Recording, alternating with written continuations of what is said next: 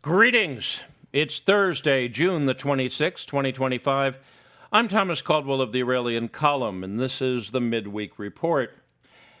I just got finished watching a segment of the briefing done at the Pentagon this morning with the Secretary of Defense and the Chairman of the Joint Chiefs of Staff. That's General Pete Hegseth.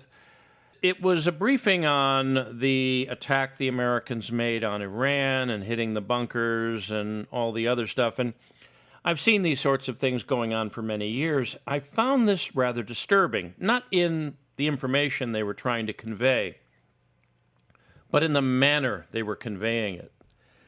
It looked like a propaganda session in an old communist country. There was a lot of reference to the movie Top Gun and the volleyballs and the crews kissing their loved ones goodbye, not knowing if they'll return. I don't like that. And the reason is you're supposed to be very by the book if you're in the military, just very matter of fact.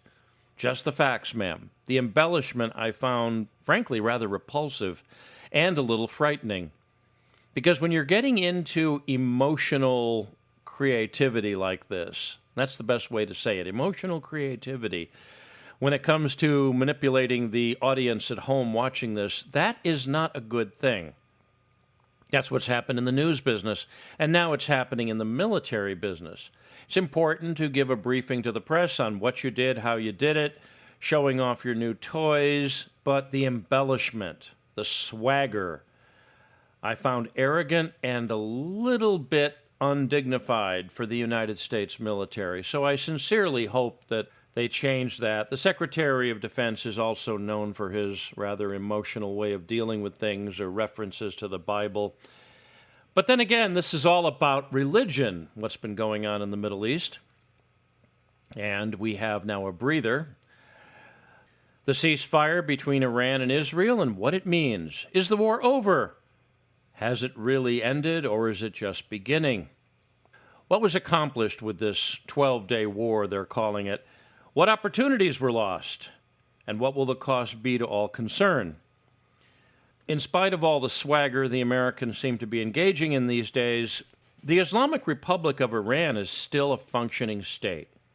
Now, even though this whole thing was about getting rid of their nuclear program, the Iranians have been up to more no good than just that. They've been funding terrorist activities, all sorts of crazy stuff, and who knows what they've been doing with arms and ammunition getting into the hands of rather nasty people. And if you don't think that they have something to do with all the weapons left behind in Afghanistan during the Biden administration, well, I have a bridge in Brooklyn to sell you. Regime change is what this was all about, and what was probably needed. And every hour that passes in the ceasefire, it seems to be more and more unlikely that the Islamic Republic of Iran is going to be replaced with something sane. The government survived, and those in Iran that were showing signs of rebellion are now being rounded up. Nearly 1,000 or so are being reported from some sources. You don't know how accurate that is, but it is quite believable. We really don't know how many, and we may never know. But one thing is certain is those that are viewed as enemies of the Islamic Republic of Iran and the thugs that run it are going to die, and most horribly. The U.S. has a habit of doing this. It happened in the first Gulf War. There was a rebellion building up against Saddam Hussein during that conflict. We just wanted to push him out of Kuwait. There were people that were rising up. What did we do? Well, we abandoned them. He ended up gassing his own people who were trying to just overthrow the guy, who he eventually overthrew, but, well, you can look at the whole sad story of that. Same thing seems to be happening here. Pahlavi, the crown prince, has been very silent about this ceasefire. There was a report that he has unfriended Donald Trump on social media and blocked him. Pretty angry. From some sources, it's been 30 years in the making, a plan to overthrow the Islamic Republic of Iran, and that has been screwed over. At first, it seemed Trump wanted to see the government overthrown. They are an enemy of the United States, whether anyone wants to believe it or not. They have been somewhat indirectly involved in the killing of our citizens. They want to see us go. They don't call us the great Satan for nothing, you know. And now that they have survived attack by both the great Satan and the little Satan, which is what they call Israel, the clerics can claim victory and make the statement that their God is on their side. Oh, and if you thought Iran was repressive and dangerous before this little dust-up, you haven't seen anything yet. The current leadership, by the way, has been loosening things up in recent years. Women no longer were wearing headdresses in some places. It was getting kind of loose and easy, and people were kind of getting more relaxed. But now that's probably going to be looked at as a point of weakness, and you're going to see the crackdown on the population like nothing before. Again, they were showing signs of rising up and throwing their government off and maybe replacing it with something secular, something stable, something sane. But no, it looks like they're going to survive, and the world will not be a better place for it. Oh, and if you think for a second that Iran will not double or triple their efforts to build a nuclear weapon, well, or a lot of nuclear weapons, you're kidding yourself to the point of delusion. Believe me, they have learned the hard way that if you don't have nukes, the Israelis and Americans can bomb you at will. That's something Saddam Hussein and Muammar Gaddafi learned as well before they were killed. The Iranians have even said as much. They said they're going to go back to their nuclear program, and given this so-called 12-day war, they will never be able to negotiate in good faith with any Western nation again. They'll never trust us. They'll never believe us. And unless you have that level of goodwill somewhere, you can't talk to somebody. You can only fight them, either overtly or subvertly. And what this is also going to mean is other Middle Eastern countries are also going to start looking into getting their own nuclear programs going. Just wait and see. You think they are going to stand by as the Israelis have the total monopoly on nuclear weapons after what they saw happen to Iran? Iran is going to have nuclear weapons, and probably sooner than later. Whether they use them or not, well, I was once told by a high-level military official in a third world country that when you have nuclear weapons, no one's going to bother you, especially the United States. So if you were in their shoes, what would you do? You'd crack down on your population, make it more extreme than ever, and make your military much more empowered, your security apparatus much more ruthless, and you'd start building nuclear weapons. And that way people will leave you alone.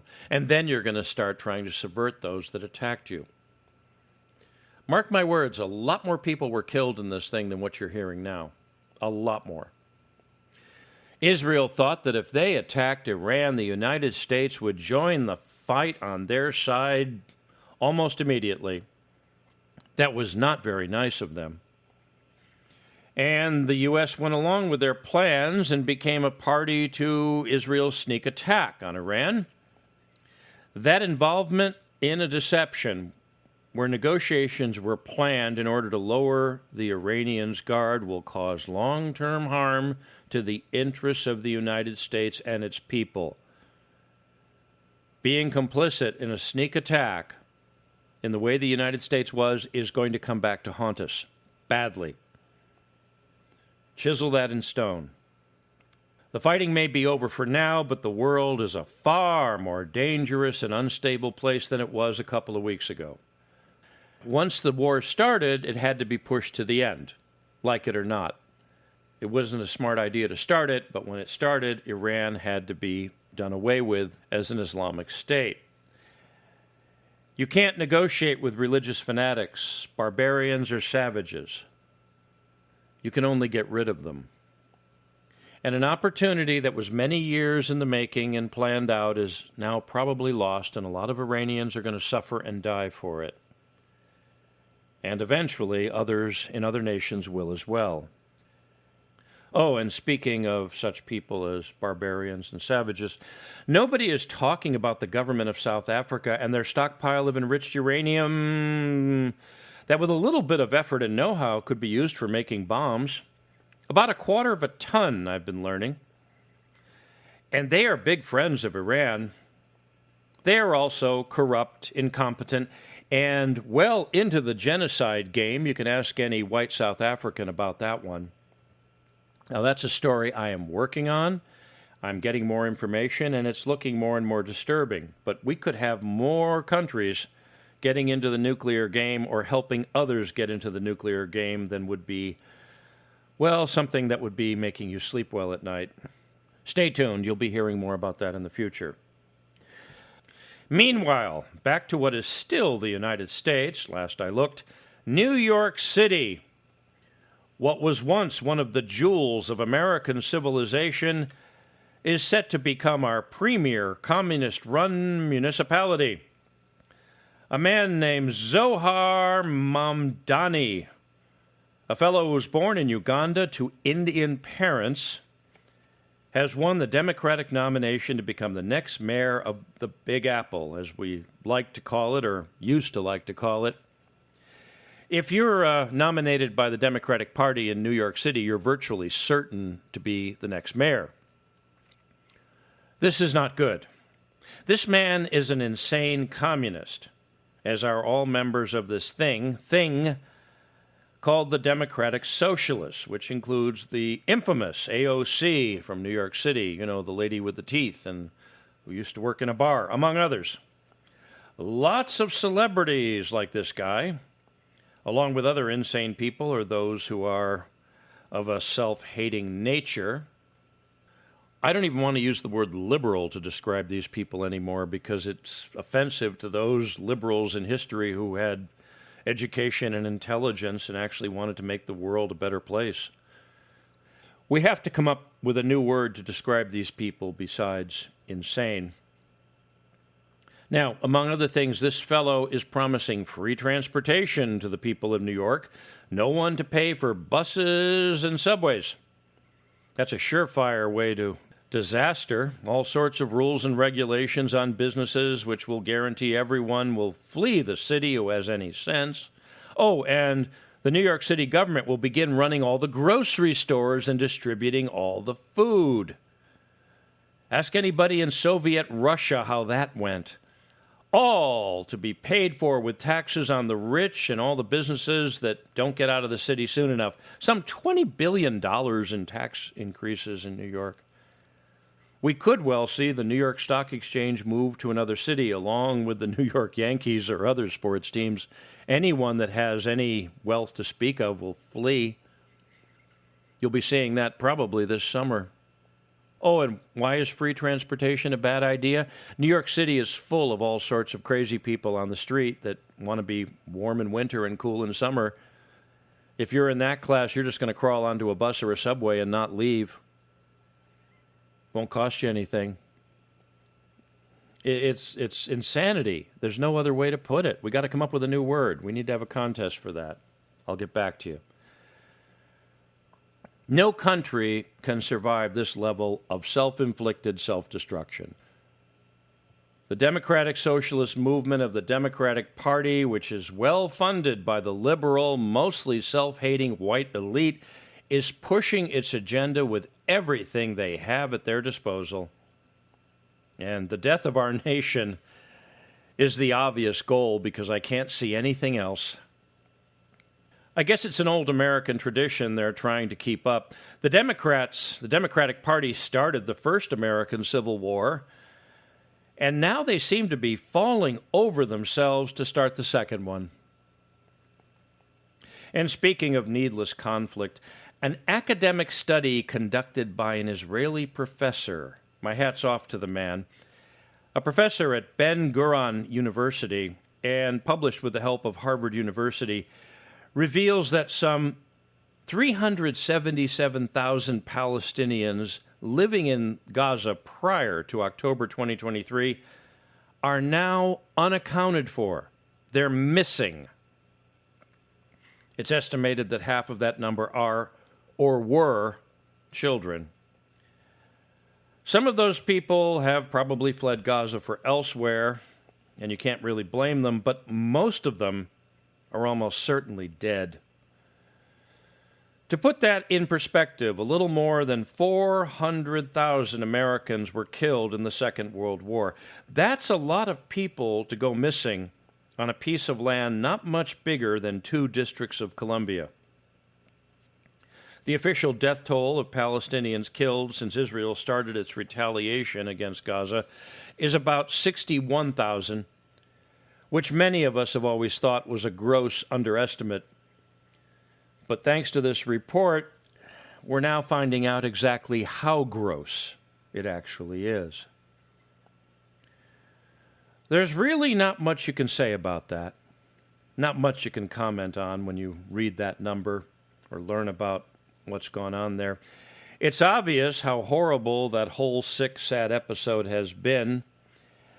Not just since October 7 of 2023, the attack by Hamas, and then the subsequent Israeli retaliation and invasion, but all the bloodshed and turmoil that goes back since just after the Second World War, which was another insane horror story humanity inflicted on itself. Did you know that an estimated 3% of all human beings on Earth were killed in World War II? Between 1939 and 1945. Yes, that many. 3% of all humans in existence. The Palestinians in Gaza seem to have lost 17% of their people. Nearly 6 times as many as humans who died in World War II. 17% of the Palestinians. You see, when you get hit by bombs, it isn't that there's much left at times. That's why there's so many missing in all these conflicts. Modern weaponry has a way of disintegrating humans to the point there's nothing left. I'll leave that up to your imagination. But think about that. 17% of Palestinians are missing. Mathematics can be most cruel when it's applied to the human condition. What is the old saying? 1 death is a tragedy, but 1,000,000 is merely a statistic. A statistic made up of individuals. Sadly, as is the case with most horrifying tragedies involving millions of human beings, especially when it comes to the Palestinians, the world, and especially their fellow Arabs living nearby, will continue to sit back and do nothing. For decades, they've been screaming about the injustice done to the Palestinian people, but they've really done very little to help them out. And the body count will continue to climb until there are no more left to be tossed onto the pile, either in Gaza, Tel Aviv, Tehran, Yemen, Kiev, and perhaps soon, New York City. What fools these mortals be, and when will they ever learn? That's it for today. If you appreciate my work, please like, subscribe, and share. Share with your friends and share with your enemies and hope they become friends someday. Also, please consider a paid subscription or a donation. It keeps the lights on literally and figuratively and enables me to continue these podcasts and move into video. I can be reached at feedback@aureliancolumn.com. That's feedback@aureliancolumn.com. I'm up on X. My handle there is MICCAMPEN. MICCAMPEN. This podcast originates at Substack. My handle there is aureliancolumn.substack.com. Until we meet again, be good, be safe, be vigilant, and remember clown world, the deep state, and all religious fanaticism and political posturing must be destroyed. Good day.